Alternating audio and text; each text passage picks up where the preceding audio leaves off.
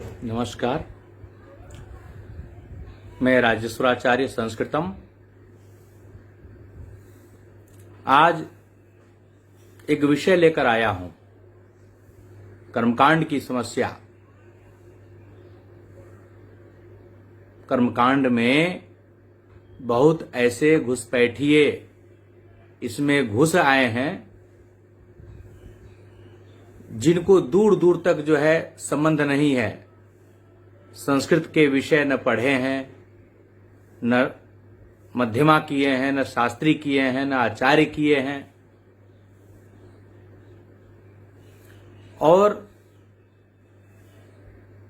वे किसी दूसरे कार्य क्षेत्र में काम करते रहे हैं, लेकिन वहां पर वे निकम्मे साबित हुए, कहीं इधर उधर सेट नहीं हो पाते हैं। तो उनके दिमाग में ये बात आती है कि अब पंडिताई का रास्ता अपना लो, पुरोहिती का रास्ता अपना लो, इसमें कोई जानने वाला, सुनने वाला, देखने वाला, कमी निकालने वाला, टोकने वाला कोई है नहीं, और जजमानों से उनको मिलना है, अंधों के बीच में कनवा राजा बनना है, क्योंकि जजमान को तो पता नहीं रहता।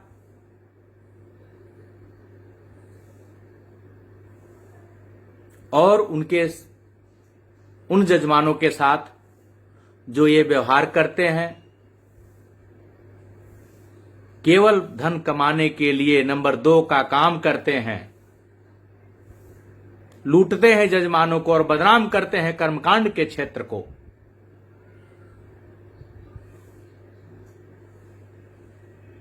कुंडली भी देखने नहीं आती, वे कुंडली भी देखते हैं। ये जो ज्योतिषी भी बन जाते हैं, कर्मकांडी भी बन जाते हैं।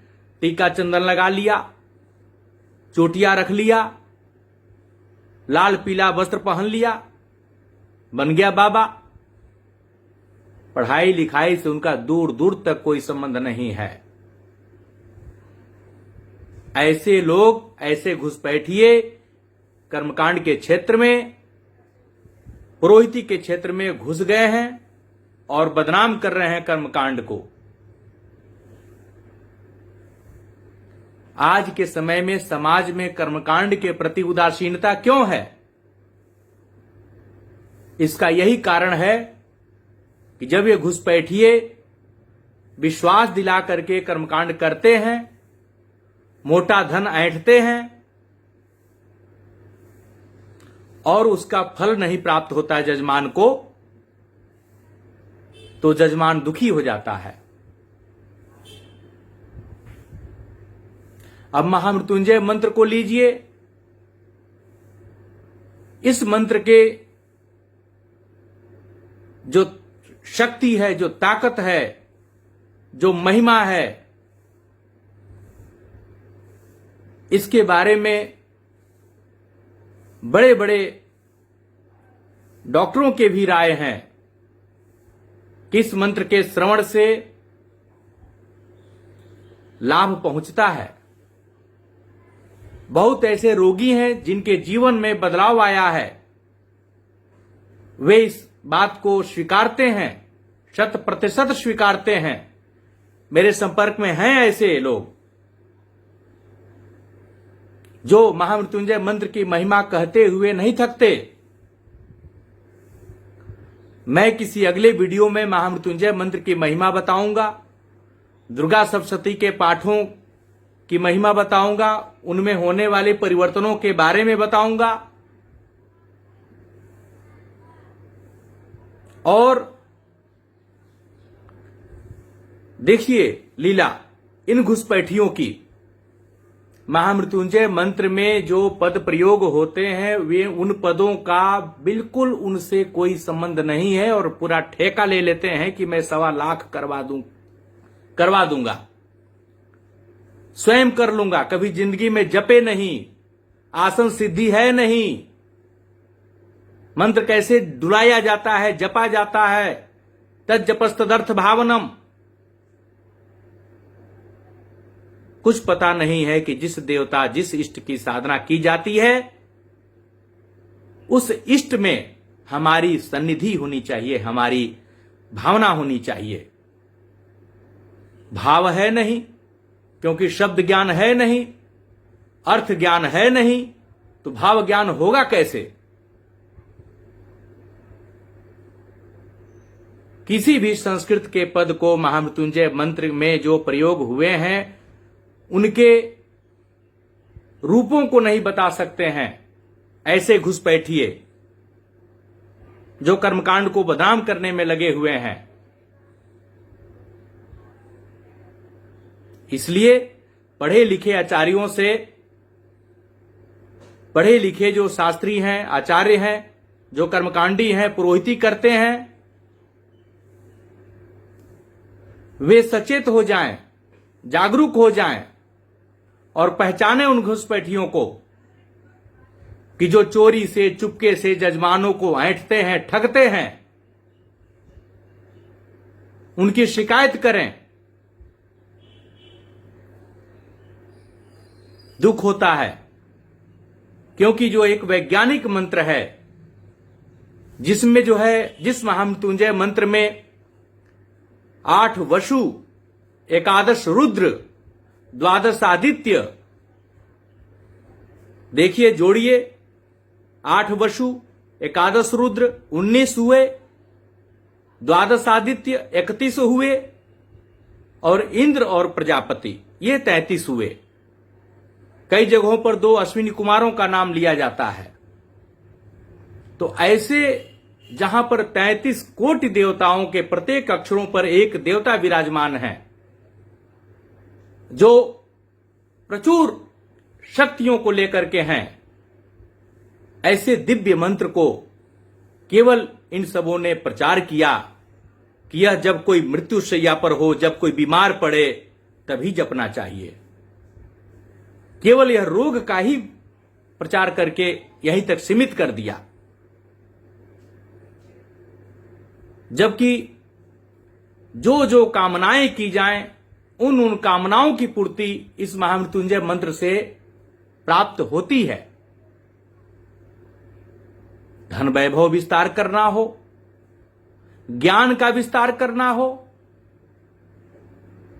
जैसे देख लीजिए, मृत्योर्मुक्षीय महामृतात, अमृत की ओर ले चलने की बात हो रही हो, जहां ज्ञान से ही जो है मुक्ति मिलती है, मृत्यु से पार पाता है आदमी।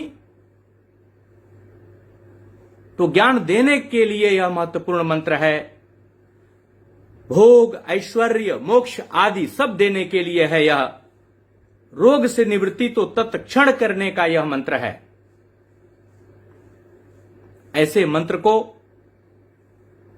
छोटे दायरे में सब सीमांकित कर दिया इन घुसपैठियों ने।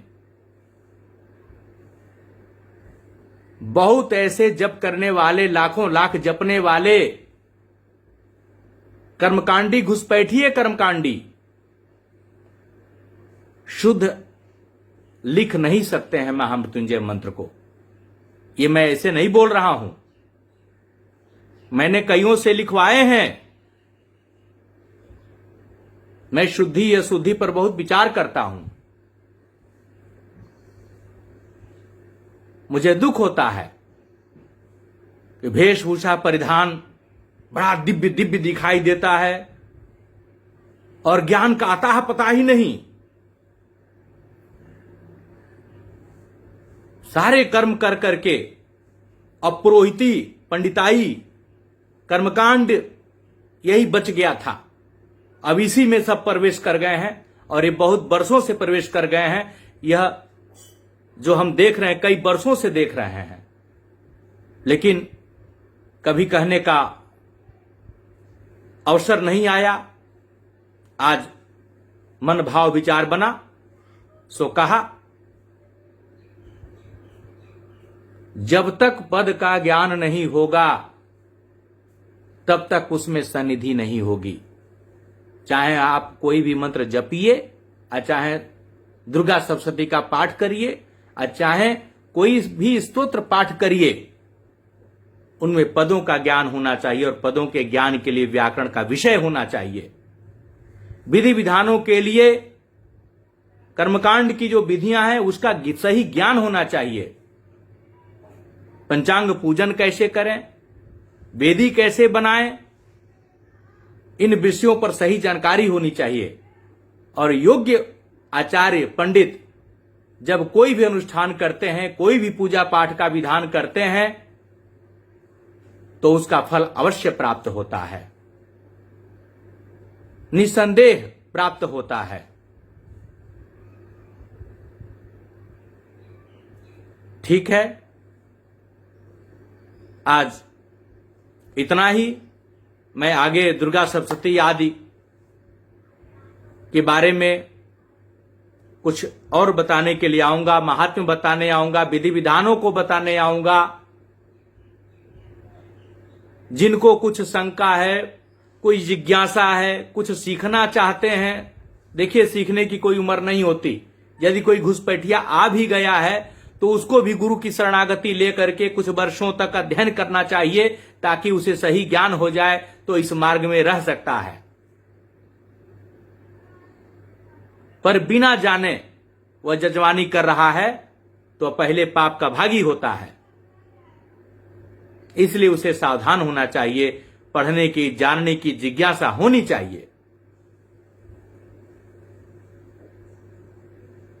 ठीक है, जय सिया राम, नमो नारायण।